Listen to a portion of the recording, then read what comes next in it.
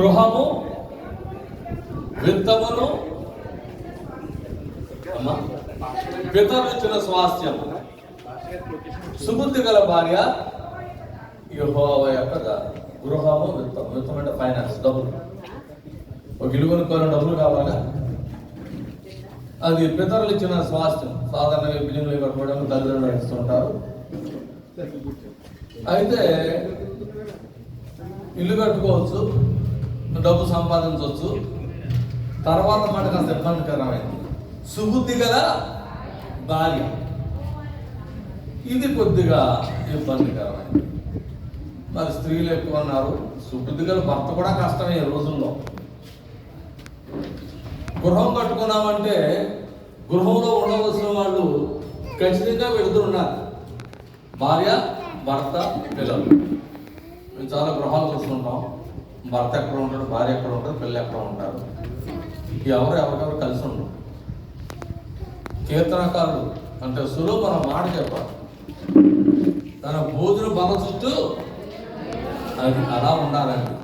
మనకి దిక్కుమాల స్థితి ఏం చేసిందంటే సంపాదన పట్టుకుని ఎవరికైనా సంబంధం లేకుండా, పిల్లలు కూడా తల్లిదండ్రులు చూడకుండా అంతా గందరగోళం ఉంటుంది.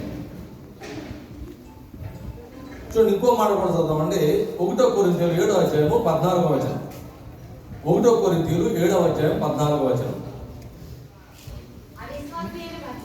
అవిశ్వాసి అయిన భర్త భార్యను బట్టి పరిశుద్ధపరచబడు. అవిశ్వాసి అయిన భర్తకు మార్పు అనేది లేకపోతే, వారు సంఘపెద్ద కావచ్చు, లేబెన్ కావచ్చు, పాస్టర్ గారు కావచ్చు. పాస్టర్ కూడా మార్మల్స్ ఉండదు. చాలా మంది అనుకుంటాం పాస్టర్ అంటే పని దిగుచ్చాడు అనుకుంటాం. అది మనకు బుద్ధి కనుక. ఎందుకంటే నేను ఒక సేవకుడు కనుక నాకు ఈ విషయాలు తెలుసు. అవిశ్వాసి అయిన భర్త భార్యను బట్టి పరిశుద్ధపరచబడు. ఒకవేళ భర్తకు మార్పు లేకపోతే, ఇది దిక్కుమానుడు, తాగుపోతాడు, వ్యభిచారం అయితే, ఆ భర్త కొరకు భార్య ఏమైనా ప్రార్థన చేస్తా ఉంటే ఆమెను బట్టి మారడానికి కాస్తంత అవకాశం ఉంటుంది. గృహంలో ఉండవలసిన పరిస్థితులు చూద్దాం. అవిశ్వాసురాలైన భార్య విశ్వాసి అయిన భర్తను బట్టి పరిశుద్ధపరచబడు. ఇది కూడా బాగానే ఉంది. ఒకవేళ అంటే ఎవరికో ఒకరికి మార్పు ఉంటే రెండో వాళ్ళని రక్షించుకోవడానికి కాస్తంత అవకాశం ఉంటుంది.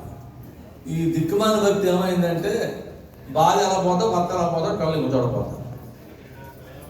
సాయంత్రం కలుస్తారు అందరూ. ఆ వచ్చాడు కూడా ఒకడు బిర్యానీ ప్యాకెట్ తెచ్చుకుంటాడు, ఇంకోటి ఆల్కహాల్ తెచ్చుకుంటాడు. ఇక అందరూ కూర్చొని ఇంట్లో దాగి పడుకుంటారు. బయట బోర్డు మాత్రం అన్ఇన్వైటెడ్ గెస్ట్ అని ఉంటుంది యేసు ప్రభువు కొరకు. అంటే ఆయనకు కూడా ఆహ్వానం లేదు. మీరు ఏంటంటే ఆయన కూడా అన్ఇన్వైటెడే, ఇన్వైటెడ్ కాదు. మనకేంటంటే ఏదన్నా ఒక అకేషన్ వస్తే అందరం కూడుకుంటాం, మంచిగానే ఉంటుంది. భక్తి అంతా ఈ కాస్తంతలోనే ఉంటుంది. ఇంటికి వెళ్తే ఉండదండి. నా తోటి పాస్టర్ గారు మేము చోట మీటింగ్కి వెళ్ళాం. వారి ఇంటికి వెళ్తే ఇంట్లో